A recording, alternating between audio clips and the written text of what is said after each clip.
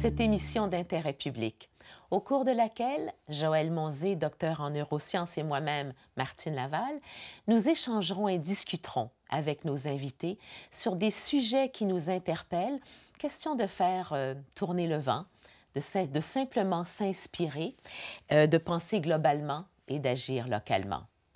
Le sujet du jour, la masculinité. C'est quoi être un homme aujourd'hui? Mes invités, Simon Laframboise, bonjour. Menuisier, Jean-Claude Tremblay, consultant et médiateur, Bonjour. Robert Béliveau, Bonjour. médecin à la retraite. Joël, bonjour. Bonjour, bonjour Martine, bonjour à vous, merci d'être là. Alors, ce sujet que tu as choisi, tu nous en parles un petit peu pour nous lancer dans la discussion?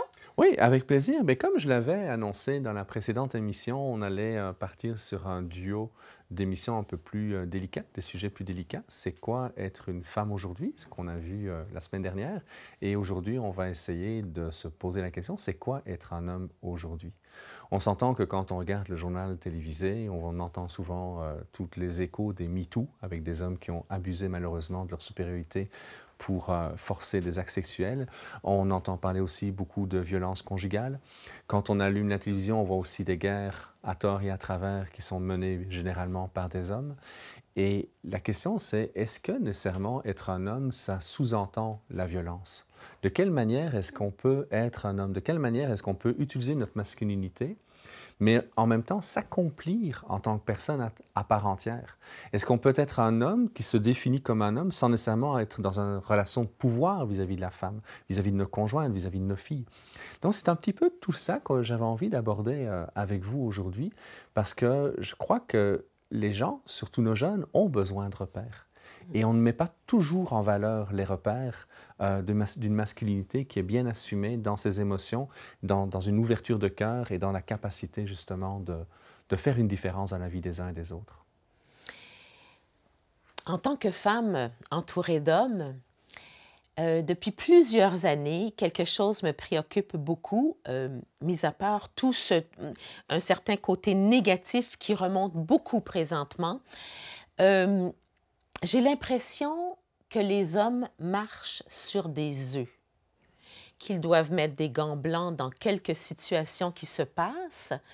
Et ça doit être très troublant, ça.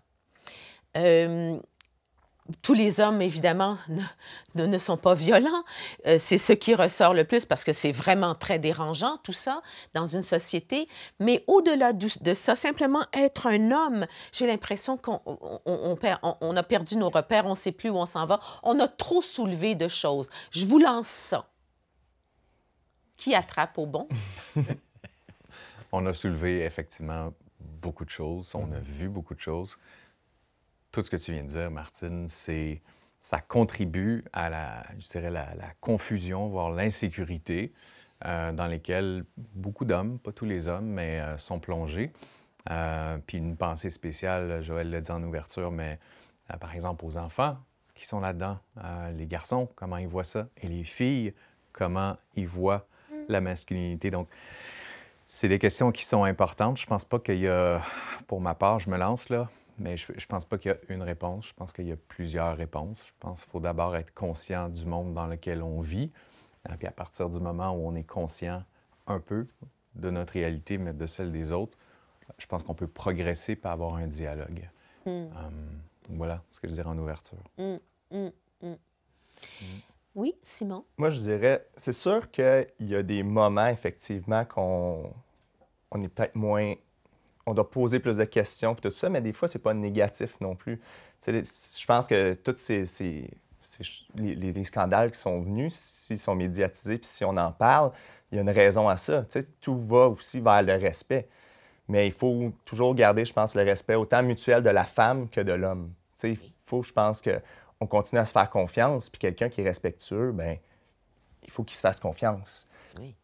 Puis j'espère que les gens qui sont ciblés vont avoir cette réflexion-là. Parce que des fois, c'est ça qui peut être troublant, c'est que ça va venir troubler les gens qui, finalement, le chapeau leur fait pas, puis ceux que le chapeau devrait leur faire, bien, ils s'en rendront même pas compte. Fait que c'est ça, des fois, qui est le plus dur, je pense, c'est d'aller chercher la bonne personne.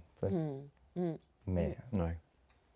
Moi, l'homme, c'est toujours vis-à-vis la femme, vis-à-vis d'autres hommes aussi, puis vis-à-vis les enfants. Le médecin, c'est vis-à-vis le patient. Puis souvent, ce dont on parle, c'est qu'est-ce qui se passe entre les deux. Tu sais, moi, j'aime bien penser que essayer de faire en sorte qu'il y a une danse, qu'il n'y a pas personne qui est au-dessus de l'autre, qui est supérieur ou qui est détenteur de ceci, d'un pouvoir. Il y a un pouvoir féminin, il y a un pouvoir masculin, il y a un lien entre un et l'autre. Comment on fait pour être transparent, naturel?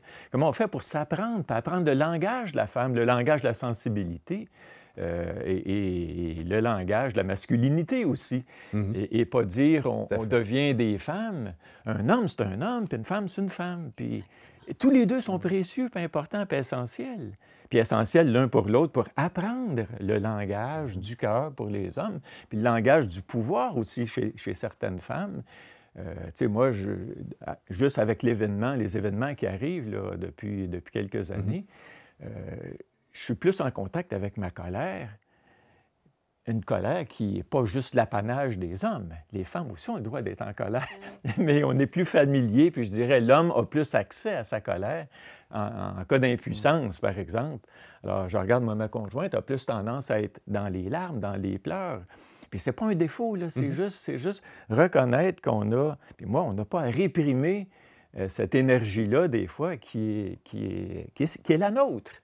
Et qui n'est pas nécessairement malsaine si on sait, doser ça, puis prendre le temps d'explorer, puis dire qu'est-ce qui est touché, puis comment je fais pour parler d'une façon qui est recevable pour l'autre, qui ne soit pas menaçante ou intimidante ou écrasante. Oui. Alors, il y a souvent une confusion, en fait, entre la colère et la décharge de colère. Oui. La colère, on peut la ressentir, on peut la vivre, on peut lui donner des formes, on peut lui donner des mots, éventuellement, si on est capable de l'exprimer. Le danger, c'est si on ne veut pas faire cet effort-là, ou qu'on n'a pas appris à faire cet effort-là, ça va sortir en décharge de colère. Et c'est là que ça devient problématique pour l'être humain. Dans ce discours d'égalité entre l'homme et la femme, il y a quelque chose qui me dérange beaucoup. Vous me donnerez votre avis. Ça me dérange beaucoup parce qu'il n'est pas question d'égalité. Il est question de complémentarité. Un homme est un homme, une femme est une femme dans toute sa beauté, chacun dans leur beauté, chacun dans leur force, leur faiblesse, ce qu'ils ont à apporter l'un à l'autre et ce qu'ils sont l'un pour l'autre. Et cette recherche d'égalité, je la comprends bien, évidemment. C'est une recherche de respect de ce que chacun a à vivre dans les différentes sphères de la société. Le mot, ce n'est pas un bon mot, l'égalité. À mon sens. La complémentarité, et quand vous parlez, Robert, de justement d'entendre le discours de l'autre, le discours du cœur de l'un ou de l'autre, comme le discours mental de l'un et de l'autre, nous savons très bien que nous avons du masculin et du féminin en nous, aussi bien chez l'homme que chez la femme. Des fois plus développé, plus ou moins développé chez l'un et chez l'autre. Peu importe. Ce qui fait qu'une femme peut avoir beaucoup de pouvoir, peut paraître prendre sa place, etc. Un homme être tout à fait beaucoup plus sensible, beaucoup plus dans ses émotions féminines, etc. Est-ce qu'on peut changer de discours? Est-ce qu'on peut comprendre cette différence? Et je crois que dans des émissions comme aujourd'hui, justement, où on peut lancer des choses avec ce que nous pensons chacune. C'est une grande question. Grande question. Hein? L'égalité homme-femme, c'est...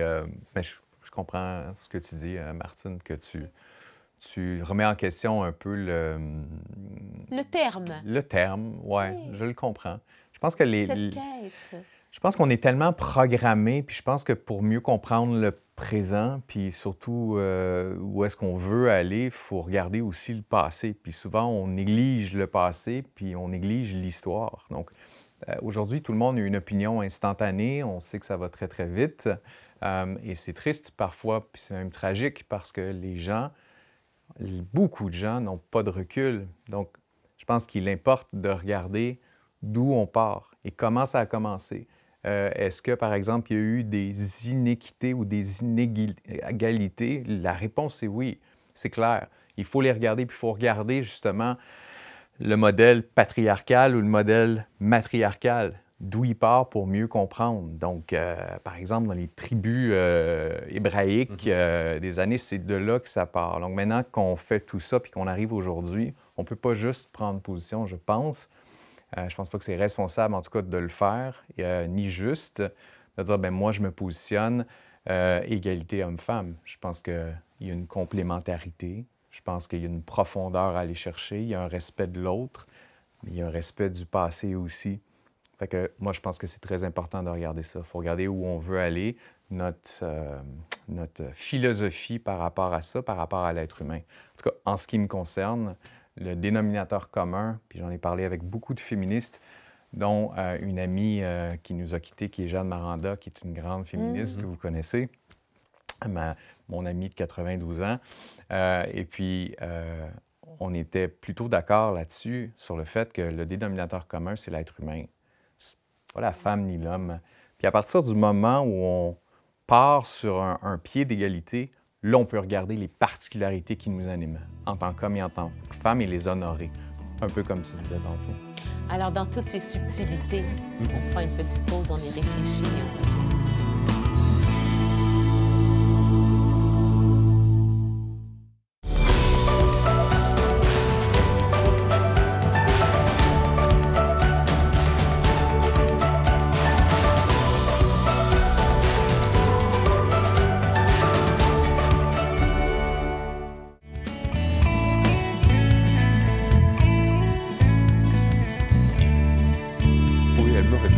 Alors, voilà. Évidemment, on rebondit sur ça, sur ce sens de l'égalité, mais sur la subtilité de ce qu'on demande dans l'égalité, le point de départ.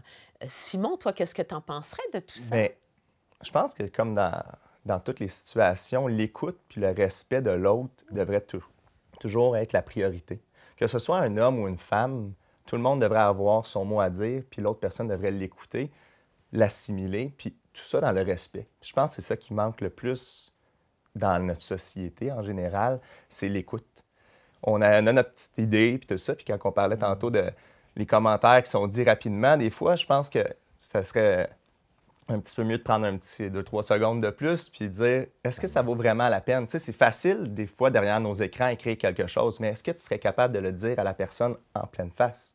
Puis, est-ce que c'est fait dans le respect? Parce que si c'est pas fait dans le respect, souvent, c'est là que ça monte en escalade, puis c'est inutile, ça, en fond.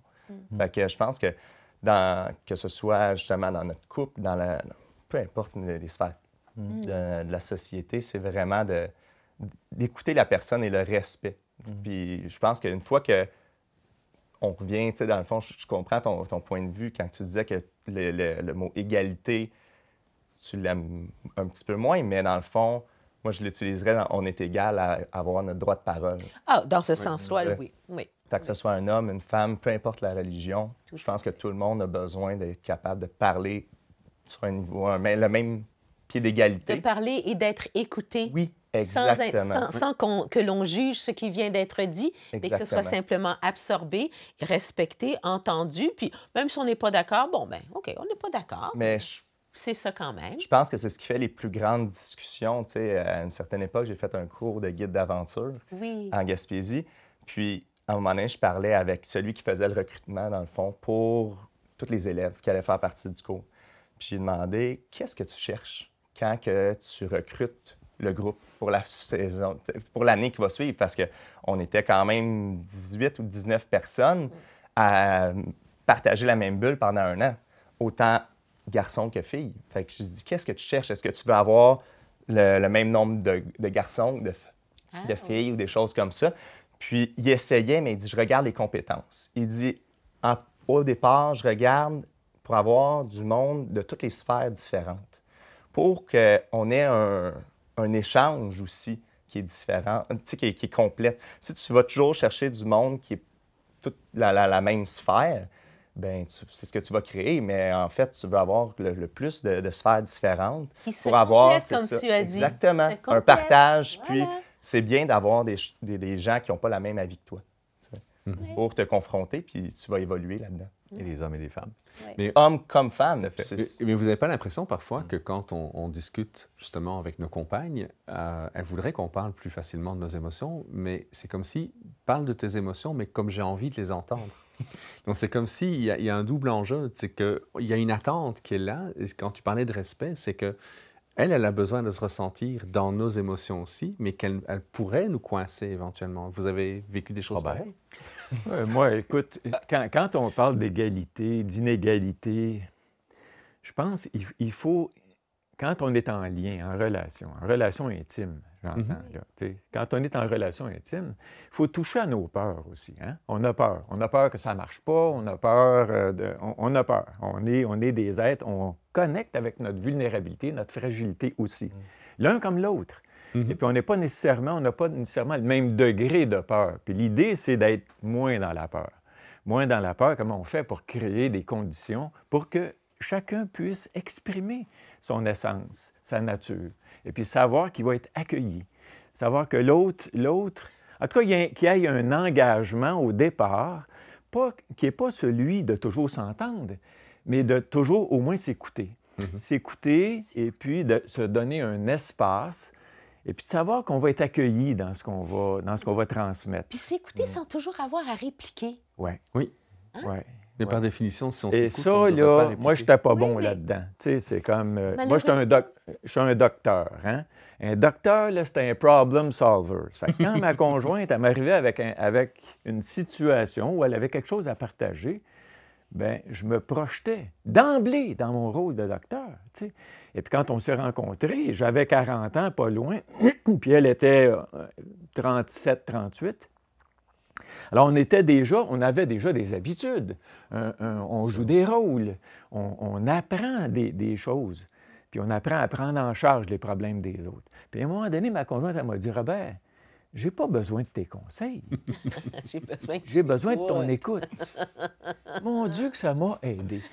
Mais ça prend quelqu'un qui est assez affirmé, Ouais. puis qui n'a pas peur que je rejette aussitôt qu'il va avoir un inconfort relationnel. Puis il va en avoir. C'est pour ça que moi, je trouve que c'est extrêmement important d'être dans l'engagement avec quelqu'un. L'engagement de ne pas fuir, de faire de son mieux, de créer des conditions pour réduire les peurs. Parce que des peurs, il y en a, puis dans l'inégalité, il y en a un qui peut être moins dans la peur, puis l'autre plus dans la peur. Bien, on a à prendre soin des peurs de l'autre, puis de le rassurer pour lui donner un espace pour s'exprimer avec liberté. Ouais. Et on a des choses à apprendre, puis moi, j'en ai eu à apprendre puis à intégrer. Puis Dieu merci, ma femme était là. Tu sais, puis mes enfants aussi. Alors, on apprend les uns des autres, on apprend en lien. On n'apprend pas tout seul, on apprend grâce aux autres. Je retiens deux choses de ce que tu dis, Robert, dans la communication, que ta femme t'a dit, j'ai pas besoin de tes conseils, j'ai besoin d'être tout simplement écoutée, de m'exprimer. Et lorsqu'on interfère, quand je dis de laisser l'autre s'exprimer sans intervenir, on a beaucoup à apprendre sur l'écoute d'ailleurs, mais c'est que dès que quelqu'un nous parle, on se fait déjà une idée de ce que ça nous fait, surtout quand on est impliqué émotionnellement, pour se défendre, pour dire ce qu'on a à dire et puis ce qu'on veut finalement vraiment entendre de la personne. Alors, on interfère, on allait jusqu'au bout, tandis que si on laissait les choses aller puis qu'on prenait une petite pause, il n'y a peut-être absolument aucune raison de répliquer, de dire quoi que ce soit. L'autre s'est exprimé, que ça convienne ou non. Et le deuxième mot que je retiens, c'est l'engagement. Alors, l'engagement, évidemment, c'est vaste et on va certainement aller là-dedans, mais l'engagement d'être présent à l'autre, d'être dans l'écoute sans toujours intervenir. Et c'est ce que je trouve le plus difficile parfois dans les relations de couple, quoique je trouve que les jeunes couples de nos jours sont tellement plus sages, sagesse, ça aussi on va le retenir, hein? Mais ils sont tellement plus sages, on dirait qu'ils sont plus à l'écoute, ils sont plus respectueux. Est-ce que je me trompe, Mais, Simon? En fait, il y a quelque chose que j'ai retenu, puis moi, je l'ai entendu la première fois de Joël, puis j'aimerais que tu nous en parles un petit peu plus peut-être. Mais tu disais, un homme, nous autres, en fait, on est habitués à vouloir trouver une solution. Puis je pense que c'est dans notre nature profonde de trouver la solution, tandis que la femme est capable, je pense, un peu mieux d'écouter. Puis Joël nous avait expliqué à moi puis ma conjointe qu'effectivement, C'était ça. Parce que moi, quand ma conjointe m'arrivait, des fois, quand ça allait pas bien, elle me contait sa journée et tout ça. Puis là, j'étais toujours en mode, je veux trouver une solution. Mais il n'y en a pas de solution. Il faut juste écouter, être là. Mais pas non plus en étant juste il faut aussi avoir une interaction, mais c'est de l'intérêt, en tout cas. Oui, un intérêt, oui, exactement. Mais ça m'intéressait, mais moi, si je ne trouvais pas de solution, pour moi, mon devoir n'était pas fait. C'est ça. Puis j'ai appris que c'était pas... Oui, parce qu'il y a une insécurité pour le gars quand il n'y a pas de solution. Parce qu'on doit solutionner. Et quelque part, si je pars à la chasse et que je veux ramener du gibier au village pour nourrir ma communauté, je dois trouver des solutions. Et généralement, je le fais tout seul, parce que quand on est trappeur, on le fait tout seul. Vous savez, on part en groupe pour faire la guerre contre les Vikings, mais quand on fait de la trappe, on est tout seul. Donc, il y a ce côté de vouloir trouver une solution. Puis c'est vrai que l'hémisphère gauche est beaucoup plus actif chez le garçon, surtout la partie pariétale, où il va vouloir... Donc, le garçon, par exemple, à l'école, va vouloir aller faire des problèmes, résoudre des problèmes. C'est pas pour rien, c'est pas juste la forme physique ou la force physique qui conduit les gars à faire la construction de maisons. C'est parce que quand on construit une maison, on est tout le temps en train de résoudre des problèmes. Alors, quand nos conjointes viennent nous trouver, d'accord, ben, veut pas, on veut trouver une solution. On veut les aider. On y va avec tout notre cœur. On fonctionne de même, au même titre que si on se blesse, bien, notre blonde va avoir le premier réflexe de vouloir prendre soin de nous, de vouloir nous dire « Oh, tu t'es coupé, il faut que tu ailles à l'hôpital, il faut que tu aies des antibiotiques. » C'est son rôle de vouloir faire un caring, alors que nous, hey, je suis coupé au doigt, je ne vais pas en mourir, ce n'est pas ma première, ce n'est pas ma dernière. Donc, il y a cette complémentarité-là. Et quand on arrive à jouer et à s'aimer à travers cette complémentarité-là, il y a beaucoup moins de rapports de force. Exactement. Oui. D'ailleurs, tu vas nous aider, après la pause, tu vas nous aider à comprendre le mécanisme de l'homme qui est très important pour tous.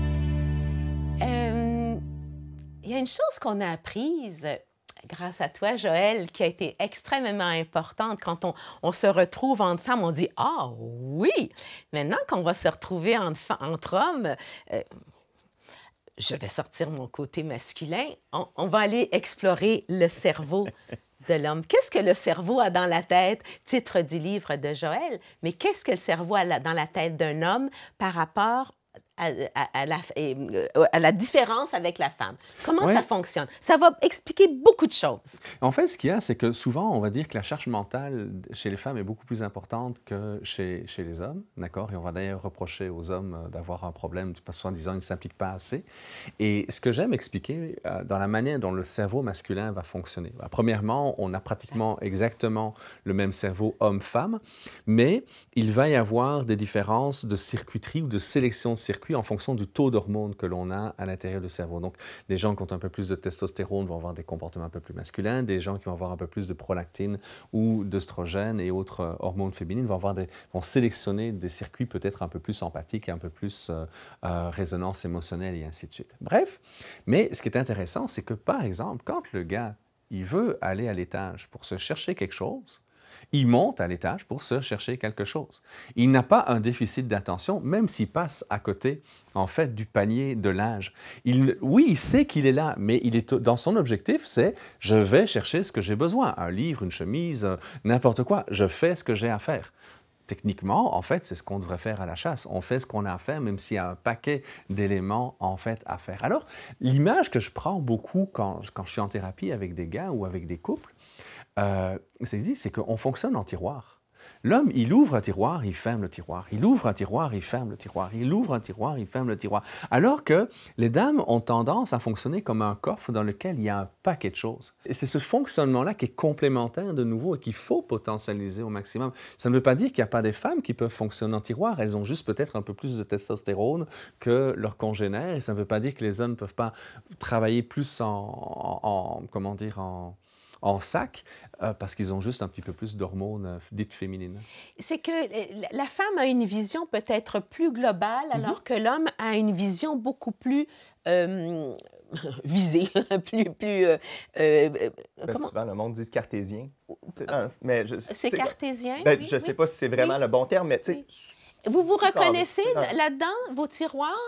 Oui. Vous avez l'impression que quand vous faites une chose, et puis vous pouvez la refermer. D'ailleurs, quand tu mentionnais, quand les femmes ne comprennent pas, par exemple, ou je m'en vais peut-être sur un terrain glissant, là, mais vas-y, quand on va les être avec on toi. aime ça glisser. Par exemple, quand l'homme trompe sa femme et que la femme ne comprend pas comment tu puis même ça n'a aucune importance, mon chéri, parce que pour lui, c'était juste un tiroir, il est allé dans ce tiroir, il l'a fermé, c'est fini, c'est tout. Et ça, je trouve ça... c'est pas nécessairement excusable, c'est pas ce que je veux dire, c'est que je trouve ça intéressant, cette façon du cerveau de catégoriser les choses par rapport à la femme qui a un tout. Si on apprenait ça dès le début, la différence entre garçon-fille, jeune homme, jeune femme, homme-femme, me semble que ça résoudrait beaucoup de choses. On pourrait se dire, ah ben oui, là, il est dans son tiroir, ou ben non, ben elle est dans son panier plein de choses. Alors, ce qui est grave, le fait de ne pas l'expliquer, tu sais, c'est quand on regarde les statistiques actuellement, on sait qu'à l'âge de 4 ans, on a un garçon sur deux, où il est statistiquement prévisible qu'il sera en échec scolaire dans les 10 prochaines années. Ah oui. D'accord? Un gars sur 2. On est seulement à une fille sur 5. Donc, on sait que le degré de vulnérabilité à 4 ans va avoir une incidence sur l'ensemble des choses. Mais comme on ne veut pas faire de différence entre garçons et filles à l'intérieur de l'école, et qu'on veut, je pense qu'à la base, c'était une bonne chose, on voulait donner les mêmes chances à chacun, d'accord? Puis moi, quand on parlait tantôt d'égalité, c'est une égalité en termes de chance, en termes d'accession de postes, en termes d'accession. Alors, si une fille veut aller faire la construction de maison, let's go. Si un garçon veut aller devenir puériculteur ou éducateur à la petite enfance, allons-y. Mais toujours est-il qu'on devrait pouvoir mieux respecter les natures de chacun et de chacune de manière à faire en sorte que, pour donner en fait de la place aux femmes, alors que pendant des générations, on n'en a pas eu suffisamment sur le plan professionnel, on est peut-être en fait en train de paver de plus en plus de garçons qui vont décrocher sur le plan scolaire. Bien, et c'est délicat, tu sais. si je peux me permettre, Tout ça, là. si je peux me permettre, là, Oui. tu sais, c'est extrêmement intéressant, toute cette idée-là. Là, un petit gars d'abord, puis une petite fille, c'est deux univers bien différents. Puis quand tu es ensemble, ça ne peut pas faire autrement que se comparer, que de s'évaluer par rapport les uns par rapport aux autres. Moi, j'ai grandi à l'époque où les petits gars étaient ensemble et les petites filles étaient ensemble. Puis à un moment donné, on se reconnectait, là, mais on jouait comme des petits gars. Puis si on était évalué, c'est avec d'autres petits gars. Mais un petit gars qui est évalué puis qui n'a pas le même degré de maturation de son cerveau, il n'est pas cave, mais s'il s'évalue il se compare par rapport au degré de développement, de capacité, de concentration de la petite fille, petit gars, ça a la tête partout. Puis c'est ça qui nous a aidés à survivre. C'est pas la capacité de se concentrer sur une affaire, c'est d'avoir l'œil sur qu'est-ce qui fait qu'on survit comme petit gars. C'est comme, y a-tu un animal dans le décor? C'est comme, on a ça. Et puis, mais c'est vu comme un défaut parce que la qualité qu'on apprécie actuellement chez les enfants, on dit qu'ils ont un déficit attentionnel. Non, ils sont attentifs à ce qu'il y a autour. Tu comprends? Mais on appelle ça un déficit. C'est un déficit de concentration ou c'est un déficit d'intérêt. Ils trouvent ça plate. C'est comme... Fait que là, ils s'intéressent à autre chose. Ils sont pas caves, ils sont pas en déficit, mais on les rend malades. On leur dit qu'ils sont malades, que leur cerveau est malade et qu'ils ont besoin d'une pilule.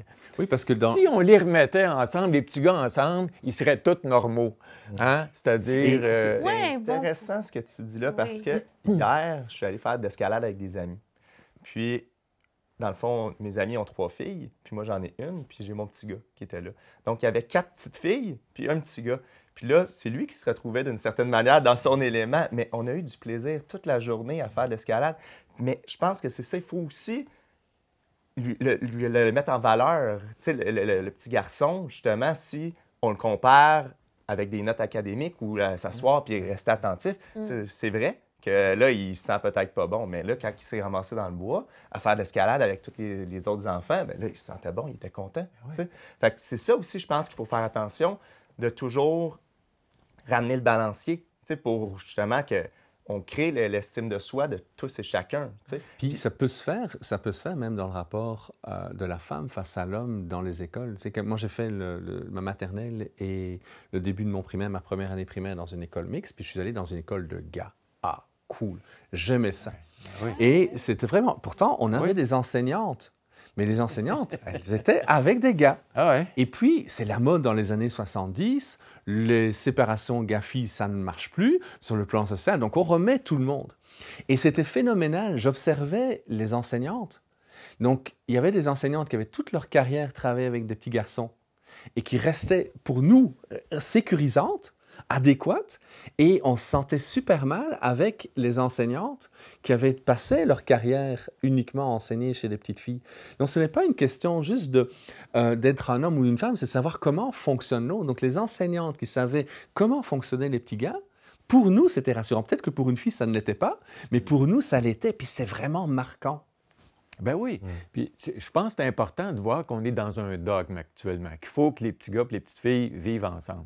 Mais peut-être que ça serait intéressant de réfléchir à la question. Oui. Est-ce qu'on n'est pas en train d'abîmer complètement les petits gars? Toi, Jean-Claude, Leur reprocher d'être des petits gars. Oui. Tu sais, parce que les petites filles, c'est bien plus sage, c'est bien plus fin. Les petits gars, moi, j'en ai un de mes gars, il est brillant. Il est brillant, mais il n'est pas tu sais, dans une classe, devant un pupitre, là. Tu comprends? Mets Nadal devant un pupitre. Moi, je ne peux pas voir Raphaël Nadal devant un pupitre. Il faut que tu lui donnes de l'espace pour bouger, ce gars-là. C'est un moteur, tu sais, qu'est-ce que tu veux. Mais il est brillant, ce gars-là, là, tu sais. Mais alors, qu'est-ce qu'on valorise puis qu'est-ce qu'on favorise aussi?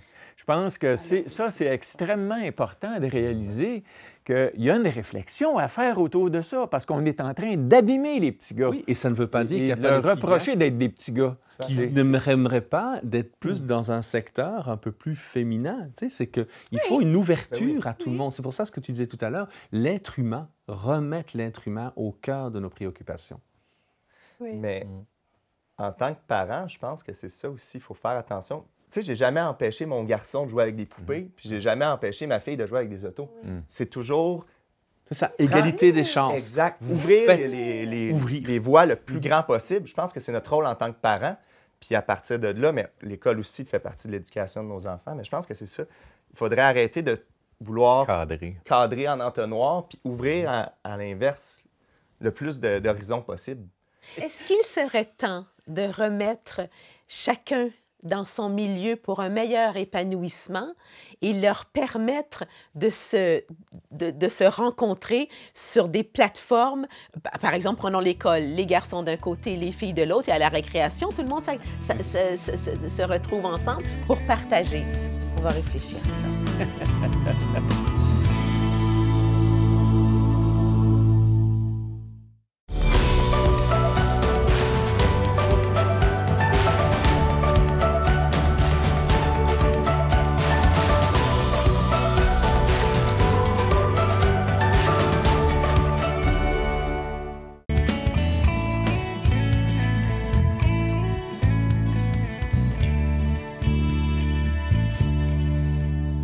La mixité des sexes à partir de petits, qu'est-ce qu'on fait avec ça? Jean-Claude, toi, qu'est-ce que tu en penses de ce... Je pense qu'on a... cet enjeu-là? Oui, c'est large, c'est vaste. On pourrait en parler longtemps et comment ça en parler? Je pense que... Éveillons les gens. C'est à ça que sert cette émission. On éveille. Clairement. Je pense qu'on essaie trop de cadrer, de formater. Tu en parlais un peu tantôt, mais... moi, je pense qu'on essaie d'enlever toute l'essence, puis on essaie de mettre un cadre vide, même pas vanille, vide, sans rien, puis on essaie de mettre tout le monde dedans. Puis on prenait l'exemple d'une classe. Il faut oublier, là, on demande à un garçon de s'asseoir pendant 8 heures de temps, grosso modo, assis, reste concentré, avec une complexité incroyable au niveau des études, de plus en plus exigeant, les devoirs, etc. Donc, on considère, c'est une hypothèse, mais j'ai l'impression qu'on considère, par exemple, à l'école, les gens comme s'ils étaient comme s'ils n'avaient pas de sexe, en fait, à la limite. On Tu sais, est on pareil. parle, on essaie vraiment, vraiment, vraiment de faire table D'uniformiser. rase, d'uniformiser, homme, femme, non-binaire, parfait, non, tout le monde pareil, on met tout le monde dans le même plat. C'est sûr. Nos genres, il Mais n'y a plus de genre. Il n'y a plus de genre. C'est complexe quand même comme question parce Clair. qu'on a commencé en parlant de tout ça, l'égalité, on veut que tout le monde soit égal, mais là, on va à l'inverse. de Mais dire- c'est que ça. nier les différences n'est pas nécessairement mieux. Alors peut-être que la jeune génération qui est éduquée dans un environnement dans lequel les gars et les filles ont les mêmes chances vont pouvoir, peut-être que le débat qu'on a, nous, on le vit en tant que parents, grands-parents, on n'est pas nécessairement à la même place que nos ados. Mais en même temps, c'est vrai que si on nie les différences, c'est pas nécessairement mieux parce Non. on éteint aussi l'égalité de pouvoir s'exprimer dans ce que l'on est. Ben, on demandait où est-ce qu'on était, puis où est-ce qu'on en est comme homme, puis c'est quoi la masculinité. Nos enfants, particulièrement nos petits garçons, on les met dans une école, il n'y en a plus de différence. Les femmes, c'est un peu la même chose. Nos petites filles, on les met à l'école, il n'y a plus de différence. Fait que, comprenez-vous que ça accentue le phénomène qu'on ne sait plus où est-ce qu'on est. Mhm. On ne sait plus où est-ce qu'on est. C'est déjà assez complexe maintenant. Mais là, on grandit, puis il n'y a aucune différence. Chut, on met ça tout neutre. OK. Et c'était un enjeu aussi dans l'émission de la semaine dernière avec les femmes qui dénonçaient en partie ce côté-là où finalement leur féminité, on leur laissait beaucoup moins d'espace à cause justement de cette uniformisation maximale. Donc on n'est pas les seuls à vivre des choses qui sont difficiles à vivre à ce niveau-là. Mais oui, vive la différence. Vive la différence. Vive la C'est différence, pas une exactement. question d'égalité, c'est accepter qu'il y a une différence. Il y a le yin, il y a le yang, puis il y a le vide médian. Moi, j'aime beaucoup le vide médian, c'est-à-dire l'espace de rencontre où on ne vit pas en vase clos, on vit connecté. Mais il y a des moments où la connexion se fait mieux. Quand on est plus formé, quand on a une estime de soi. Mais si on abîme tout de suite l'estime de soi des petits gars, par exemple, là, parce qu'on parle de la masculinité, là, bien, c'est très, très dangereux. C'est très dangereux pour la suite des choses, pour Clairement. les performances scolaires, le décrochage. Parce que ce qui te permet de garder le lien à l'école, c'est le lien avec tes chums, tes amis, avoir du plaisir, être ensemble, jouer ensemble, rigoler ensemble. Puis là, on grandit, on évolue ensemble. Mais si on a perdu ça, on n'a plus d'intérêt à continuer, à poursuivre, puis à persévérer à l'école, si on n'a pas de plaisir à être axé. Puis, si je peux me permettre, je vais ouvrir, parce que là, ça m'allume quelque chose d'important. Puis là, je ne veux pas créer une polémique, mais je le vis présentement. En fait, je vais le vivre. Où est-ce que, par exemple, dans une des équipes de soccer, pour pas le dire, le sport, là, ils ont ouvert ça par manque de joueurs pour toutes sortes de bonnes raisons. Ils ont ouvert ça à la mixité. Donc là, il y a des garçons et des filles dès l'année prochaine. Pas partout, mais dans certaines équipes. Donc, la première chose, mon gars va regarder ça, puis il ne sera pas content que je le dise, mais je vais le dire quand même. Papa, il va y avoir des filles l'année prochaine. Dans la même équipe, là, on dit. Oui. Ouais. C'est là, je vais me retenir. Je serais comme pas à l'aise là, de foncer, de faire ça. Donc, moi, je l'ai accueilli, évidemment. Puis je dis, ben, c'est normal de te poser ces questions-là. Puis on a engagé un dialogue. C'est tout frais, ça. Mais pensez-y 2 secondes, là. Ben, Vas-y. je te relance. Moi, j'ai joué au football pendant longtemps. Puis au secondaire, je me suis on a joué contre Mont-Laurier une année. Puis moi, j'étais porteur de ballon. Puis la game commence, tout ça. Puis la personne qui était en avant de moi, le linebacker, dans le fond, le demi-défensif, c'était une femme. Wow. Mais à l'époque, le football, c'était baisse le casque puis donne, tu sais, comme, Ah oui, let's go, ben let's oui. go, casse à casse. Il y a pas de Maintenant, je suis conscience. content que les commotions, on en parle beaucoup plus parce qu'on voit les effets des commotions. Mais cette fille-là, wow! Tu sais, dans le fond, tu es dans une équipe de football au secondaire. Là, j'étais rendu en secondaire 4-5 quand même. Là. Fait que, elle l'assumait, puis elle était là. Puis finalement, c'est ça. Mais c'est ça, ils vont s'assumer. Les filles qui vont savoir qu'elles jouent avec des garçons comme elle qui avait choisi de jouer au football. Elle s'était rendue là. Elle s'était assumée parce qu'elle s'est dit, ben, je sais ce que je risque, mais c'est ça que je veux. Pour le Ouais, point, peut-être sur que le c'est plan ça. féminin, je Oui. trouve ça merveilleux. Oui. Parce qu'honnêtement, tu t'assumes. Mais bravo Le pour plan ton masculin, fils. Mais bravo ouais, pour ton fils quant au respect qu'il a face peut-être à Ah, la fille rouge. Très hein, respectueux. on- Mais alors- certains diraient, Hey, non, hey, vas-y, moi je suis ton égal, t'as-tu peur de ça? On entend ça, ce discours? Oui, aussi. Mais c'est ça. Ça Voilà, peut être c'est ça, le débat, ça justement. peut être un débat. Je suis Dans- d'accord que peut-être cette fille-là au secondaire, au football, c'était une exception à la règle. Oui, mais quand Mais On l'a vu ça- pareil. ça regarde demanderait le hockey, peut-être- les équipes de Mais ça filles, demanderait ça va- peut-être à ce moment-là. Moi, je suis vieux que- jeu, là. Oui, mais tantôt, c'est ça. Mais Ben, je suis demanderait un peut-être vieux, j'ai le simplement droit- que j'ai le droit le d'assumer coach le prenne un temps d'arrêt, que le coach prenne un temps d'arrêt. OK, les gars, les filles, maintenant, c'est des équipes Ouais. mixtes. Comment est-ce qu'on joue? Toi, Juliette, si tu es bousculée par Anthony, comment tu le ressens? Ouais. Toi, Anthony, si tu essaies de passer à travers le blocus, comment tu ressens si éventuellement il y a une... C'est que si on accompagne nos jeunes dans cette transformation, ils vont pouvoir aller puiser quelque chose de formidable auquel nous, on n'avait peut-être pas accès quand on avait leur âge. Le problème, c'est qu'on n'adresse pas ça. C'est la même chose dans la mixité actuellement dans les écoles. On n'adresse pas le problème. On tait complètement les différences entre les enfants. Ils doivent vivre avec. Alors, il y a des enfants qui arrivent parce que papa et maman sont présents et les amènent en fait à discuter de leurs émotions quand ils sont à la maison, gars comme filles, à pouvoir trouver une certaine place à l'école. Vous savez, il y a des gars qui vont vouloir être avec des gars, il y a des filles qui vont vouloir être avec des filles, et il y a des groupes mixtes qui commencent à se faire à partir de la 4e année primaire parce que les gars trouvent que, ben, tu sais, leurs copains, ils sont un peu trop axés sur le sport et puis eux, ils ont d'autres intérêts. Les filles, elles ont peut-être pas nécessairement toujours le goût d'être avec des fifis, puis les fifis ont le droit d'être là, les gars qui veulent juste du sport ont le droit d'être là, mais ça permet une fluidité. Mais il faut les accompagner, nos jeunes, pour qu'ils puissent arriver, en fait, à comprendre ce qu'eux ressentent pour se positionner dans leur individualité. Sinon, on risque peut-être de transformer l'environnement comme étant un lieu de souffrance pour les gars, pour les filles ou pour les autres. Mhm. Et le but n'est pas nécessairement de toujours foncer et défoncer.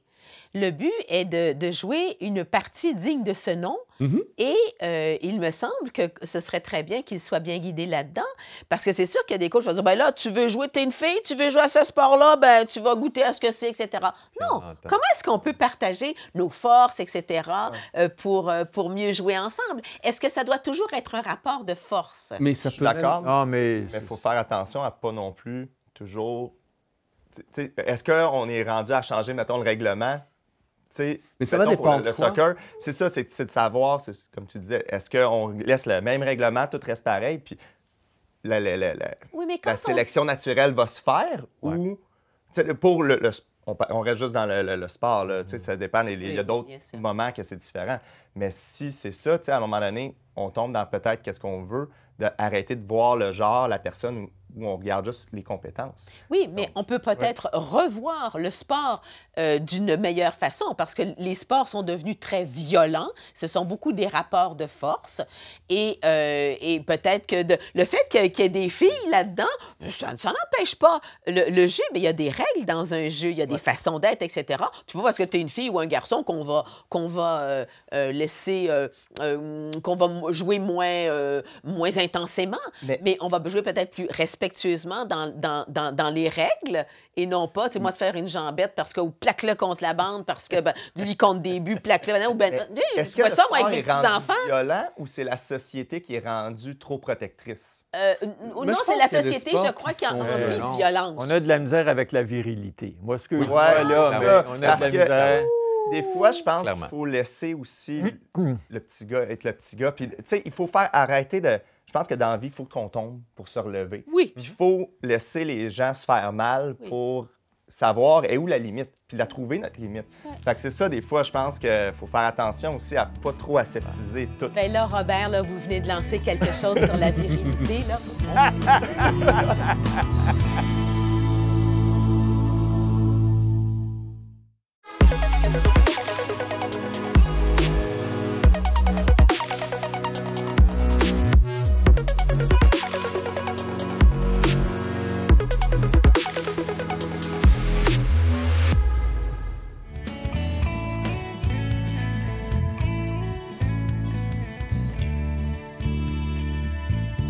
Alors là, on se relance avec un mot que Robert vient de sortir, qui était la virilité. Alors, on se relance sur ça.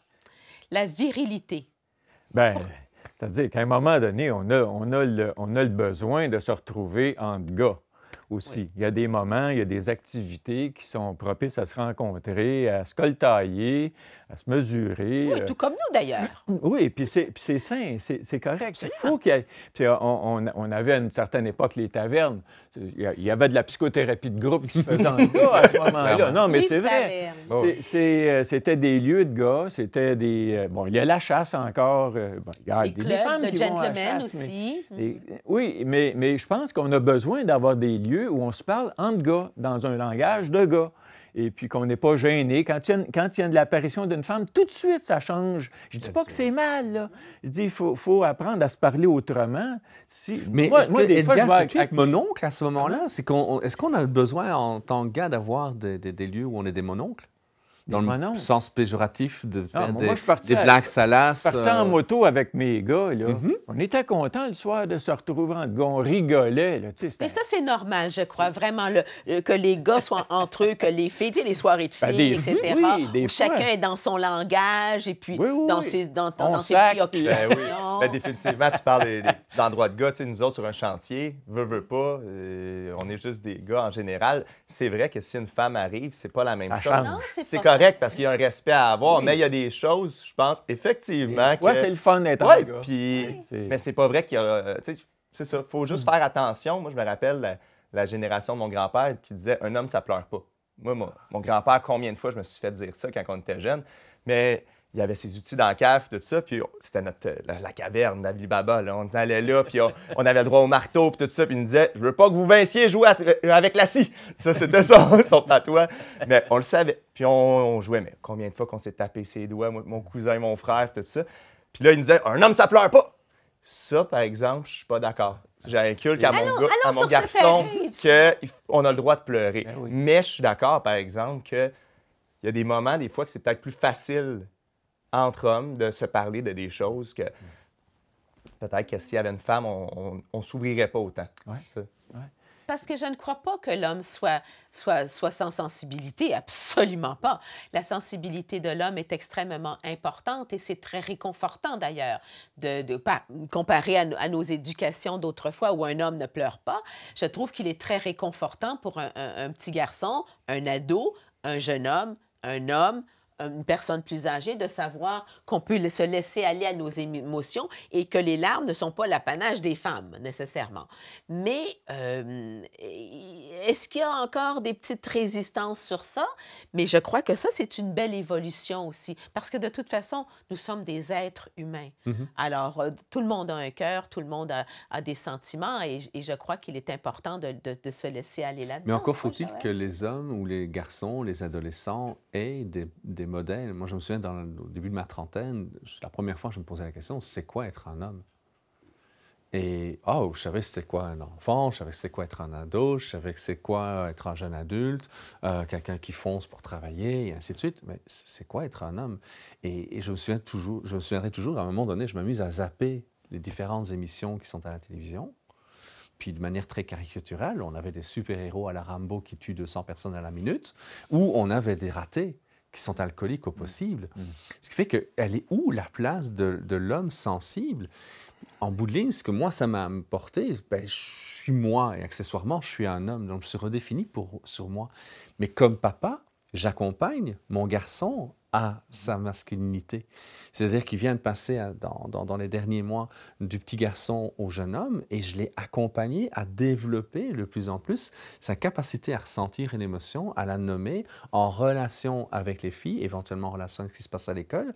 Mais il y a ça qui se passe. Donc nos jeunes ont besoin de modèles. Ils ont besoin que nous quatre et d'autres soient capables de leur offrir des modèles cohérents pour apprendre à nommer les émotions, comme tu le fais probablement, comme vous le faites tous les trois de ce que je connais de votre relation avec vos enfants, vos garçons et vos petits-enfants. Nous autres, c'est une farce à la maison. Moi, je regarde un film, tu sais, puis quand un père retrouve son fils, je me mets à brailler systématiquement. Les enfants, ils savent quand est-ce que papa va se mettre à brailler. Ils me regardent puis ils rigolent, tu sais. Alors, ils sont très à l'aise avec mes larmes, puis j'espère qu'ils vont devenir éventuellement avec leurs propres larmes. Mais parce que j'ai une blessure dans ma relation avec papa. tu sais, et je suis en carence de ça, puis je suis un blessé éternel par rapport à ça. C'est une blessure qui ne se réglera jamais. Mais à chaque fois que je vois quelque chose, je pleure, bien, je fais la paix doucement avec cette blessure-là.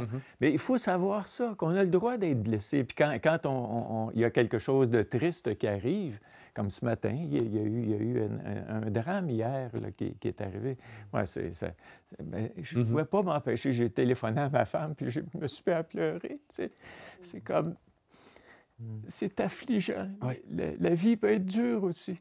Alors, Et il vous faut avez se donner autant accès. Il d'émotions. faut se donner accès à ça, puis il faut accepter la transparence, puis arrêter de jouer un rôle, de se mettre un masque dans le visage. Tu sais, là, on a été masqués pendant 2 ans. Il faut se démasquer. Il faut se démasquer puis être intègre, être vrai, être authentique. Puis savoir que ça fait partie de l'homme, de la femme, Oui. d'avoir des émotions. Puis il y a une force là-dedans. C'est ce que j'ai découvert dans ma trentaine, c'est que la sensibilité, c'était pas juste de la fragilité. C'est ce que je connaissais, la fragilité de mon père dans ses exactions. Mais non, dans ma vulnérabilité, il y a une force. Dans mes émotions, il y a une force. Oh, wow!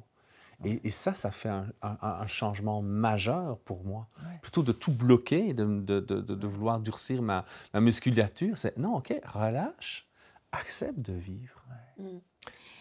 Puis Et Jean-Claude? la beauté aussi, la beauté. Moi, la beauté me fait pleurer.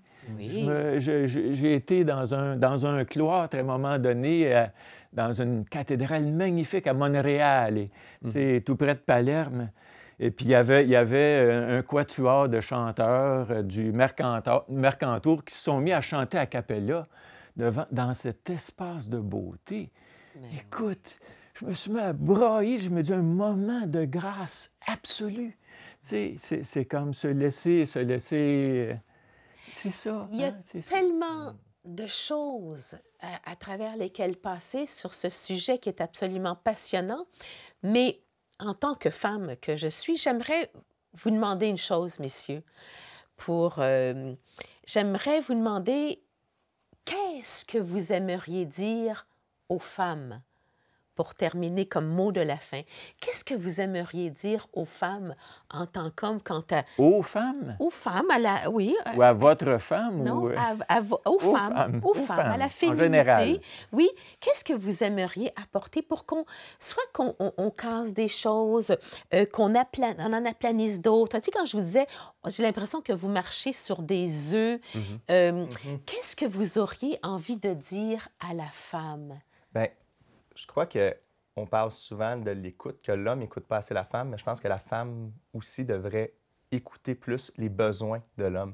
Dans notre couple, dernièrement, je pense que peut-être que ma conjointe en a parlé dans la féminité, mais tu sais, je suis quelqu'un que, justement, mes enfants sont à la base de mon engagement. Tout ça, c'est vraiment, comme, je me dédie à mes enfants, mais en tant qu'homme, j'ai des besoins. Tu sais. Puis, on est allé faire de l'escalade, tout ça. Puis là, à toutes les fois qu'on avait des petites vacances, tu sais, je les fais en famille parce que je ne me verrais pas partir sans eux. Fait que je le fais avec eux, mais toutes les fins de semaine aussi, je fais du sport avec eux. Mais à un moment donné, il y a un moment que j'ai besoin, moi aussi, de le faire pour moi, avec mes boys ou avec une de mes partenaires d'escalade, c'est une femme. Puis... Mais ça reste que j'ai besoin, moi aussi, de laisser sortir cette énergie-là qui est pour moi, tu sais, dans le fond, la mienne et non celle de ma famille où je passe beaucoup de temps justement avec ma conjointe, tout ça. Puis j'adore ces moments-là. Mais je pense que l'homme devrait aussi pouvoir s'écouter. Tu sais.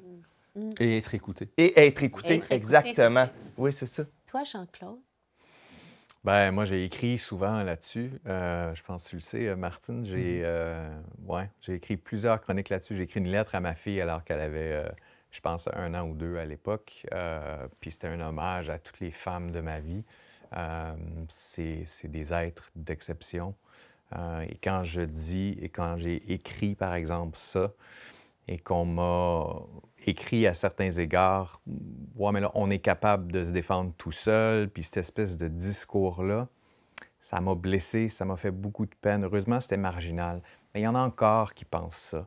Donc, ce que moi, j'ai envie de dire, en général, aux femmes, c'est que Le respect, en fait, que les hommes ont envers vous, croyez-y, parce qu'il y en a beaucoup qui l'ont. Et je pense qu'ici, on est un bon exemple de ça. Puis moi, quand je prends une femme en respect et que je lui ouvre la porte et que j'ai l'intention ou la nature ou l'instinct d'en prendre soin, c'est pas parce que je la considère comme inférieure, c'est parce que je la considère comme précieuse. Et c'est toute la différence du monde. C'est ça que j'ai envie de dire. Et toi, Robert, qu'est-ce que tu dirais aux femmes? Continuez d'être forte ou devenez forte. Tout Ça à fait. veut pas dire d'être insensible. Ça veut dire d'avoir moins peur. Parce que quand on est dans la peur, on ne peut pas être dans l'amour. On est dans la contraction. L'amour, c'est quelque chose d'ouvert, quelque chose dans lequel on a confiance. Et puis, je vous vois en train de... Vous me voyez toute sensible, évidemment. Je crois que c'est important. Toi, Joël, qu'est-ce que tu voudrais dire pour finir? Parce que moi, je suis émue par ces messages. Je crois qu'il y a tant à faire pour apporter une harmonie homme-femme. Il y a tant à faire et il y a tant de sensibilité qu'on ignore et à laquelle il faut laisser place. Je te laisse terminer ça, Joël. Moi, je suis dans mes émotions, comme une bonne femme que je suis. Toute sensible. Je pense qu'on est tous les 5 dans nos émotions. On est tous les 5 dans l'émotion. Je crois qu'il faut réapprendre à danser.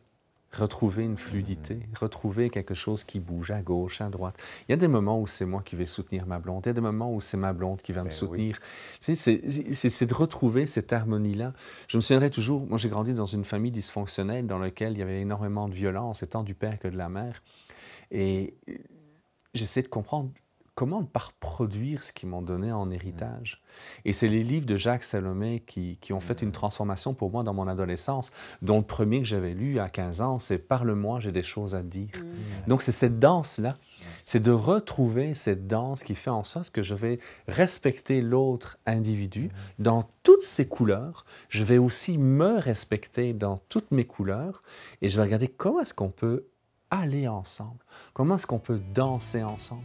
Et je crois que plus on sera capable justement de retrouver cette fluidité, et la société va probablement se transformer. Et je parlais en début d'émission, les guerres, la violence, les luttes de pouvoir non-stop, on va peut-être enfin construire une société à la mesure des êtres humains que nous sommes. Alors, Simon, merci beaucoup. Ça m'a fait plaisir. Jean-Claude, merci. Merci. Robert, merci. Martine, un grand merci. Et nous, on se retrouve une prochaine fois. Serez-vous avec nous pour la prochaine danse?